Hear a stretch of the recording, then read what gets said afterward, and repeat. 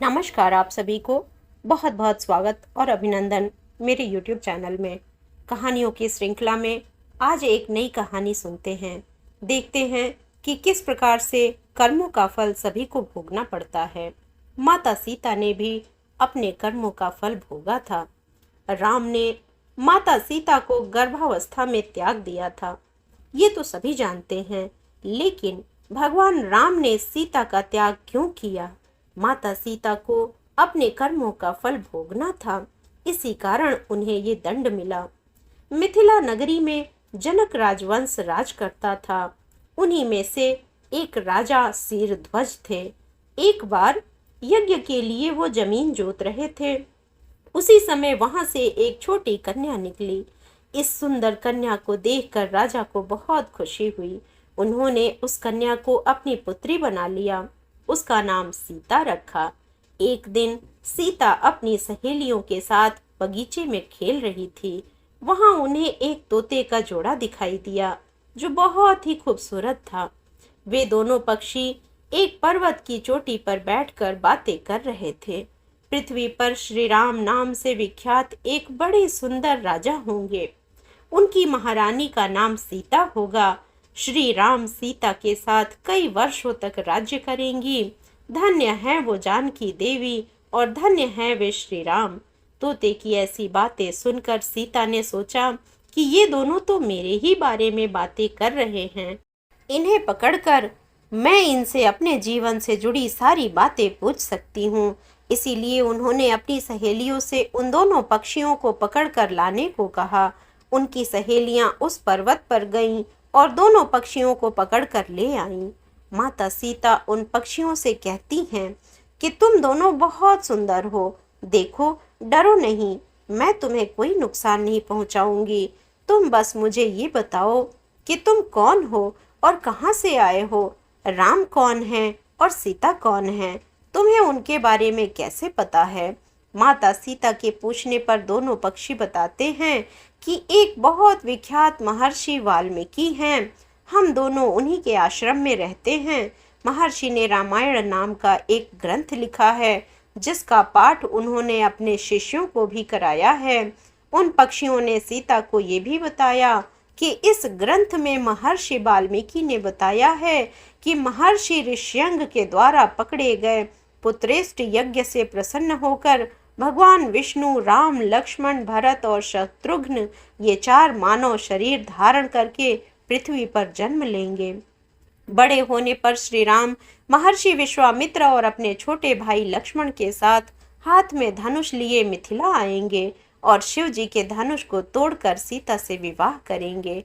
फिर उस पक्षी के जोड़े ने कहा, हे सुंदरी, हमने तुम्हें सब कुछ बता दिया, अब हमें छोड़ दो, हम जाना चाहते हैं।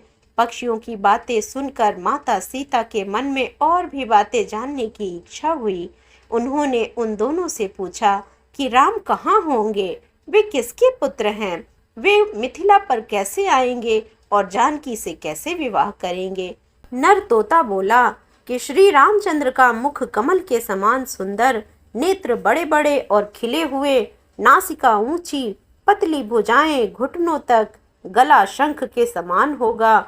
मैं उनका क्या वर्णन करूं, जिनके गुणों का बखान 100 मुख वाला भी नहीं कर सकता। दोनों पक्षी कहते हैं कि जानकी देवी धन्य हैं जो जल्द ही रघुनाथ जी की पत्नी बनकर उनके साथ कई वर्ष तक राज करेंगी। लेकिन तुम कौन हो? पक्षियों की बातें सुनकर सीता ने कहा कि जिसे तुम लोग जानकी कह रहे हो वो मैं ही हूँ। माता सीता उन्हें कहती हैं कि मैं तुम दोनों को तभी छोड़ूंगी जब श्री राम यहाँ आकर मुझसे विवाह करेंगे। तब तक तुम दोनों आराम से मेरे घर में रह सकते हो। ये सुनकर मादा तोता जानकी से कहती है कि हम वन के पक्षी हैं, हमें घर में सुख नहीं मिलेगा। मैं गर्भवती हूँ, मुझे जाने दो, मैं अपने स्थान पर जाकर बच्चे पैदा करूँगी। आप चाहें तो उसके बाद फिर से यहाँ आ जाऊँगी। उसके कहने पर भी सीता जी ने उसे नहीं छोड़ा। तब उसके पति यानी कि नर तोते ने कहा, सीता, मेरी पत्नी को छोड़ दो, वो गर्भवती है। जब ये बच्चों को जन्म दे देगी तब उसे लेकर मैं फिर तुम्हारे पास आऊँगा। तब माता सीता ने कहा, तुम आराम से जा सकते हो, लेकिन ये मुझे बहुत पसंद है। तुम घबराओ नहीं, मैं इसकी अच्छे से देखभाल करूंगी। तब सीता ने उस मादा तोते को छोड़ने से मना कर दिया। तब वो पक्षी दुखी हो गया। पक्षी दोबारा सीता जी से निवेदन करता है कि मैं अपनी पत्नी के बिना जिंदा नहीं रह सकता, इसलिए इसे छोड़ दो। माता सीता, तुम बहुत अच्छी हो, मेरी प्रार्थना मान लो। इस तरह उसने बहुत समझाया, लेकिन सीता ने उसकी पत्नी को नहीं छोड़ा। तब मादा पक्षी ने क्रोध में सीता को श्राप दे दिया कि अरे, जिस प्रकार तुम मुझे इस समय अपने पति से अलग कर रही है, वैसे ही तुझे भी स्वयं गर्भवती अवस्था में श्री राम से अलग होना पड़ेगा। कुछ दिन बाद पति से बिछड़ने के दुख में मादा पक्षी ने प्राण त्याग दिए। पत्नी की मौत हो जाने पर नर पक्षी दुखी हो गया। फिर वो सीता जी से बोला कि मैं मनुष्यों से भरी श्री राम की नगरी अयोध्या में जन्म लूंगा। मेरे ही कारण तुम्हें पति के वियोग का दुख उठाना पड़ेगा। तोते ने भी अपने प्राण त्याग दिए। कुछ साल बाद उसका जन्म अयोध्या में धोबी के घर में हुआ।